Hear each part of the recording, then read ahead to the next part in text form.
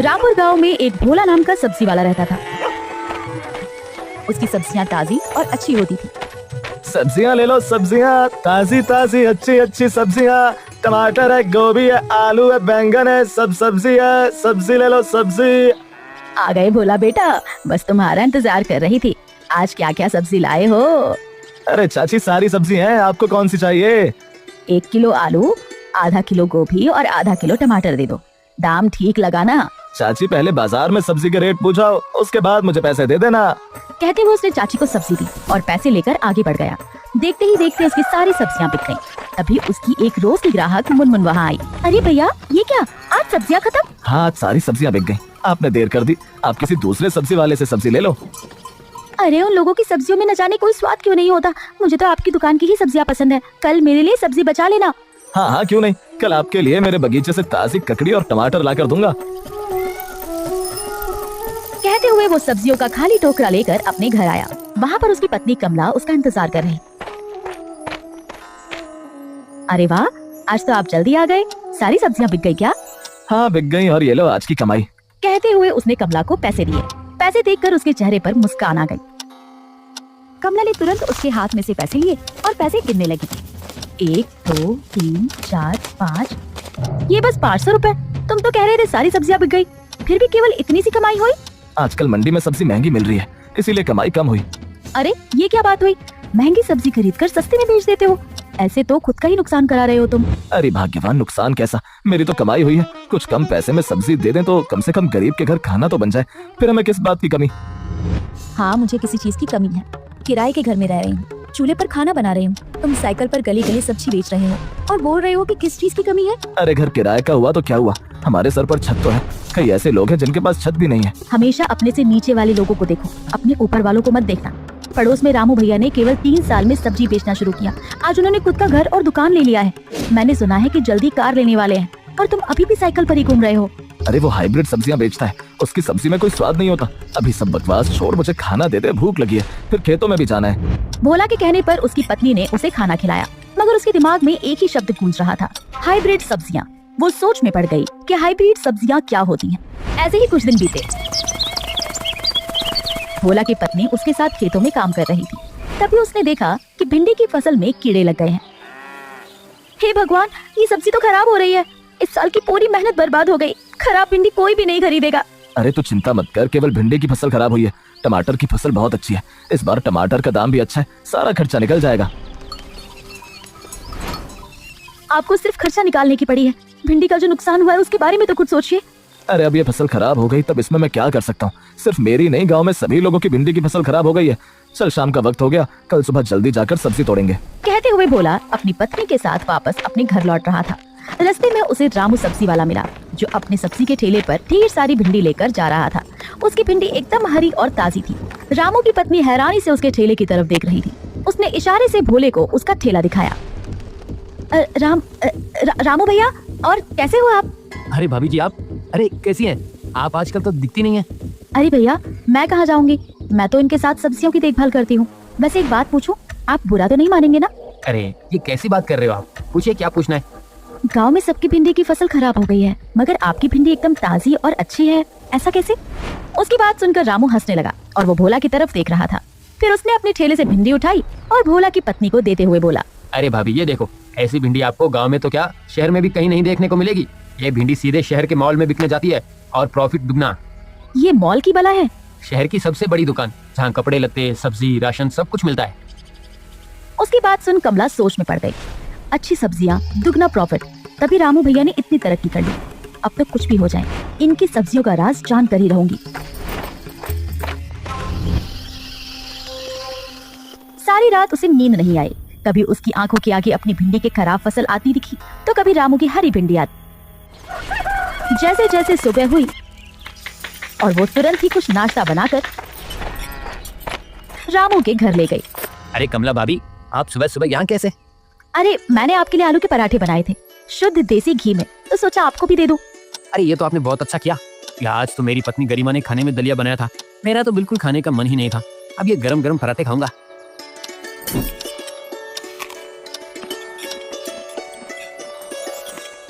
अरे हाँ, क्यों नहीं भैया, और चाहिए तो लेकर आती हूँ। अरे नहीं नहीं नहीं, बस कितना ही बहुत है। वैसे पराठे बहुत स्वादिष्ट हैं, पेट भर गया, लेकिन मन नहीं भरा। और इस चटनी का तो क्या ही कहना, एकदम स्वादिष्ट। अरे धन्यवाद भैया। आपसे एक बात पूछूं? अरे हाँ भाभी, पूछो ना। ये हाइब्रिड सब्जियां क्या होती हैं? और आपकी भिंडी वो शहर की बड़ी दुकान में कैसे बिकती है? आप ऐसा क्यों पूछ रही हैं? क्या हम भी हमारी सब्जी मॉल में बेच सकते हैं? अरे क्यों नहीं, लेकिन उसके लिए आपको अपनी सब्जी की क्वालिटी सुधारनी होगी। अरे कैसी बात कर रहे हो रामू भैया? पूरा गांव जानता है कि भोला राम से अच्छी सब्जी पूरे गांव में किसी की नहीं होती। हम सबसे अच्छी खाद का उपयोग करते हैं। अरे भाभी, कौन सी दुनिया में जी रही हो? दुनिया चांद पर पहुंच गई है और आप अभी भी अपनी पुरानी तकनीक में ही खुश हो। अब फसल में ये गोबर का खाद कोई नहीं देता। अब मुझे ही देख लो, मैं शहर से खाद लेकर आता हूँ, सब्जियों को इंजेक्शन लगाता हूँ ताकि वो बड़ी बड़ी और चमकदार हो। शहर में जो चीज चमकती है वही बिकती है। रामू की बातें सुन अब कमला ने भी सोच लिया था कि वो भोला को हर हाल में शहरी खाद उपयोग करने के लिए कहेगी। वो रामू से बात करके घर जाती है। इसी में भोला उसका इंतजार कर रहा था। अरे कहाँ चली गई तू? मैं तेरा इंतजार कर रहा था। मुझे सब्जी लेकर मंडी जाना है, तो टिफिन दे दे। आज मंडी मत जाओ। अरे क्यों ना जाऊं, कुछ काम है क्या तुझे? हाँ, आज हम लोग शहर चलकर कुछ खरीदी करेंगे। अभी ना तो कोई शादी ना कोई ब्याह, फिर खरीदी किसी लिए करनी है? अरे मुझे कुछ नहीं चाहिए, वो तो अपने बगीचे के लिए शहर से खाद लाने को बोल रही हूँ। अरे शहर से खाद क्यों लाना? वो जमीन की उर्वरा को कम कर देता है, फसल को भी नुकसान पहुंचती है। और ये किसने कह दिया आपको कि शहरी खाद फसल को नुकसान पहुंचाती है? आपने कल रामू भैया की भिंडी देखी थी, कितनी नर्म और चमकदार थी। शहर की खाद और दवाई से ही उसमें कीड़े नहीं हुए। हमारी तो भिंडी बर्बाद हो गई, मगर अब ऐसा नहीं होगा। हम भी शहर से खाद और दवाइयाँ लाएंगे। भोला कमला को समझा रहा था, मगर उसने तो जैसे जिद ही पकड़ ली थी कि शहर से खाद और दवाई लाना है। भोला कमला की जिद के आगे झुक गया और शहर जाकर खाद और दवाई लेकर आया।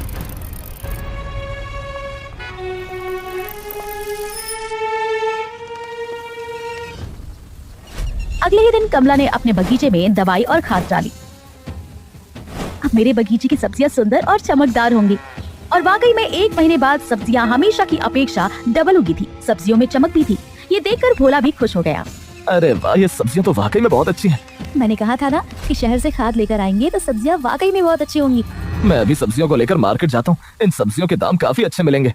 ये इतनी अच्छी सब्जी मैंने गाँव वालों के लिए नहीं तैयार की है। ये सब्जियां हम शहर में बेचेंगे ताकि हमें ज्यादा मुनाफा हो सके। कहते हुए कमला ने सारी सब्जियां इकट्ठा की और शहर में ले जाकर बेच दी। भोला फिर भी कुछ सब्जी लेकर गांव के बाजार में पहुंच गया। सब्जी ले लो, सब्जी, ताजी ताजी सब्जी। बैंगन है, गोभी है, टमाटर है, मूली, सब्जी, ताजी ताजी सब्जी। अरे भोला, आज तो तेरी सब्जियां कुछ ज्यादा ही चमक रही हैं। इनका फेशियल कर दिया क्या? अरे चाची, कैसी बातें कर रही हो? ये सब्जियां तो मेरे बगीचे की हैं, मैंने खुद ही उगाई हैं। भोला के कहने पर चाची ने सब्जियों को उलट पुलट कर देखा। एक बार को तो सब्जी लेने का उनका मन नहीं हुआ। चाची क्या सोच रही हो? कौन सी सब्जी दे दूं? सब सब्जियां मेरे पास। अरे हाँ भोला, सब्जियां तो सब हैं और ताजी भी लग रही हैं, पर पता नहीं क्यों इनका रंग कुछ अजीब लग रहा है। अच्छा ऐसा करो, 1 किलो टमाटर दे दो और आधी किलो गोभी दे दो। क्या चाची, बस 2 ही सब्जी? धनिया मिर्च दूं क्या? ना, रहने दो। भोला ने सब्जियां तौली और दे दी। कुछ देर में गांव की औरतें भी भीड़ लगाकर सब्जियां खरीदने लगी। सब्जियों की चमक, आकार और रंग देखकर सब खुश थे, पर बात बात में हर कोई कह देता, अरे आज तो सब्जी किसी शहर वाली मेम की तरह लग रही है, एकदम चमकीली। उसकी बात सुनकर भोला मुस्कुरा दिया, मगर उसके मन में एक कसक थी कि ये मेहनत की पैदाइश सब्जियां नहीं है, ये दवाइयों और लालच की देन है। उसी रात को कमला पैसे गिन रही थी। अरे वाह, आज तो 3200 रुपए की सब्जी बिकी है। हाँ, पर गांव में आधी बिकी, बाकी तो तुम शहर ले गई थी। यही तो बिजनेस है भोला, जितना दिखेगा उतना बिकेगा और हमें ज्यादा मुनाफा होगा। मुनाफा मुनाफा ही तो असली भगवान है। उसकी बात सुनकर भोला चुप रहा। उसे लगा कहीं वो खुद बदल रहा है या दुनिया उसे बदल रही है। ऐसे ही कुछ दिन और बीते। अब कमला की नई कृषि तकनीक ने पूरा बगीचा हरा भरा कर दिया। देखो हमारा बगीचा कितना सुंदर लग रहा है। मगर ये सब हम लोगों की सेहत के साथ खिलवाड़ कर रहे हैं। आप तो कुछ भी बोलते हो। ये देखो सब्जियों का आकार कितना बड़ा है, कितनी चमकदार और ताजी है दिखने में। गाँव वाले तो हमारी सब्जियों के दीवाने हो गए हैं। वो तो ठीक है, पर कुछ नहीं, अपनी अच्छी खासी कमाई हो रही है। अब भोला रोज 3000-4000 कमाने लगा। साइकिल की जगह उसने सेकंड हैंड छोटा टोपो खरीद लिया। उसी रात को कमला बोली, याद है मैंने कहा था ऊपर वालों को देखो, तो अब देखो हम भी ऊपर वालों में आने वाले हैं। कमला की बात सुनकर भोला मुस्कुरा दिया। ये तो सच था, सब्जियों की फसल अच्छी होने लगी, उन लोगों की कमाई भी ज्यादा होने लगी थी, मगर उसके चेहरे पर खुशी से ज्यादा थकान थी। ऐसे ही एक दिन भोला गांव में अपनी सब्जियां बेच रहा था। तब उसके रोज के कस्टमर उससे सब्जी खरीदने के लिए आ गए। चाची बोलो क्या सब्जी दे दूं? भोला, तेरी सब्जियां पहले से ज्यादा अच्छी दिख रही हैं, लेकिन न जाने क्यों अब इन सब्जियों में स्वाद नहीं है, एकदम फीकी है। हाँ, कल आपसे गाजर लेकर हलवा बनाया था, बिल्कुल बेस्वाद लग रहा था, जैसे घास में शक्कर मिला दी हो। उन लोगों की बात सुनकर भोला की नजरें नीची हो गईं। इतने सालों से जो वो जैविक खाद डालकर सब्जियां उगाता था, उनका स्वाद बहुत ही लाजवाब होता था, मगर इन सब्जियों की तो क्या ही कहें। उन लोगों की बातें कमला सुन रही थी। वो आगे आई और बोली, तुम गांव वाले लोग इसीलिए पिछड़े हो, अच्छे बुरे की समझ नहीं है। अगर लेना है तो लो, वरना हमारी सब्जियां तो शहर में हाथों हाथ बिक जाती हैं। हाँ। कमला की बातें सुनकर सभी लोग चुपचाप सब्जियां खरीदकर वहाँ से चले जाते हैं। कुछ दिन ऐसे ही बीत जाते हैं। उसके बाद धीरे धीरे गांव के लोग डॉक्टर के पास पेट दर्द, उल्टी, चक्कर की शिकायत लेकर आने लगे। ये तो फूड पॉइजनिंग लग रही है। गांव के लोगों को फूड पॉइजनिंग कैसे हो सकती है? हम लोग तो घर का बना हुआ शुद्ध खाना ही खाते हैं। बहुत पूछताछ के बाद एक बात की थी। सभी ने पिछले 2 दिन में भोला की सब्जियां खाई। गांव में फुसफुसाहट, शक, अफवाहें शुरू हो गई कि चाची को भिंडी खाने से उल्टी हुई। वही मैं कहूँ, गोभी से बदबू आ रही थी। भोला की सब्जियां नेचुरल नहीं लगती। भोला को जब चाची के बीमार होने की खबर लगी तो उसका दिल धक धक करने लगा। वो तुरंत डॉक्टर के पास पहुंचा। साहब, कहीं मेरी सब्जी में, मैं पक्का नहीं कह सकता पर लग रहा है कि सब्जी में ज्यादा केमिकल है। मरीजों से कहा है कि 2 दिन किसी और से सब्जी लाएं। भोला के पैरों तले जमीन खिसक गई। उसे समझ नहीं आ रहा था कि वो क्या बोले। उसे पछतावा होने लगा कि अनजाने में उससे बहुत बड़ी गलती हो गई थी। उसी रात वो अपनी पत्नी से बोला, कमला, ये दवाइयाँ जो हम सब्जियों में डाल रहे हैं वो लोगों की सेहत को नुकसान पहुंचा रही हैं। सेहत में नुकसान हो रहा है तो हम क्या करें? अरे हमारे तो पैसे आ रहे हैं, और क्या चाहिए? दुनिया में पैसे से बड़ा भी कुछ होता है या नहीं? हाँ होता है ना, मकान, जिसे तू आज तक नहीं बना पाया, पर अब जल्द ही हमारा खुद का घर होगा। उसकी बातें भोला के दिल पर तेज तीर जैसी लगी। वो अपनी पत्नी को कुछ नहीं बोल पाया। कुछ दिन बाद रामू सब्जी वाला, जो कमला को सब सिखाता था, अचानक गायब हो गया। अरे ये रामू भैया कहाँ चले गए? कल शहर जाकर दुकानदार से पैसे लेकर आने थे। अरे तुझे नहीं पता, वो दुकानदार और रामू दोनों को शहर की फूड सेफ्टी टीम छापा मारकर पकड़ कर ले गई। लोग कह रहे थे रासायनिक सब्जियां, नकली दवाइयां सब पकड़ा गया है। भोला समझ गया, कमला खुद भी अनजान थी। उसका लालच उसे अंधा कर गया था। 2 दिन बाद गांव में सरकारी गाड़ी आई तो अधिकारी ने खेत देखे, सब्जियों की जांच की। तुरंत कुछ सब्जियों के सैंपल उठा कर ले गए। डर के मारे कमला का चेहरा पीला पड़ गया। उस रात वो रोई, मुझे माफ कर दो, मुझे नहीं पता था कि ये सब चीज इस तरह नुकसान पहुंचाएगी। अगर हमें भी रामू भैया की तरह जेल हो गई तो। वो तो बात की बात है, अभी लोगों की तबीयत खराब है, उसके बारे में चिंता कर। अगर हमारी वजह से किसी की जान गई तो वो तो उससे भी बुरा होगा।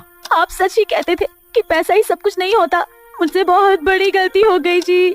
पहली बार कमला को महसूस हुआ पैसा सब कुछ नहीं होता।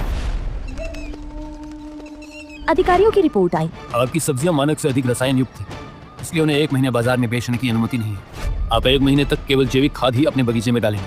भोला और कमला दोनों अफसर की बात सुन सकते थे। आय का एकमात्र स्रोत सब्जी बेचना, वो भी बंद। उन दोनों के उतरे हुए चेहरे देखकर अफसर ने जाते जाते कहा, कृषि का भविष्य सिर्फ मुनाफा नहीं, सेहत है। लोग अच्छे भोजन के लिए आप पर निर्भर रहते हैं, उन्हें अच्छा देना आपका फर्ज है। कमला का लालच जैसे जहर बनकर वापस लौटा था। भोला ने बगीचे में फिर से पुरानी तकनीक अपनाई, सेकंड हैंड टेम्पो बेच दिया, फिर से अपनी पुरानी साइकिल निकाली। 1 महीने बाद गांव वाले धीरे धीरे फिर सब्जियां खरीदने लगे। भरोसा था, भोला भला इंसान है, लालची नहीं। सब्जियों का स्वाद लौट आया है। तुम सही थे, कम कमाई और शांति से ज्यादा कमाई, पर टेंशन हमें नहीं चाहिए। सब्जी में स्वाद हो या मेहनत, पैसा तो देर से ही सही लोग लौटाते हैं। अब लोगों का भरोसा कभी मत तोड़ना।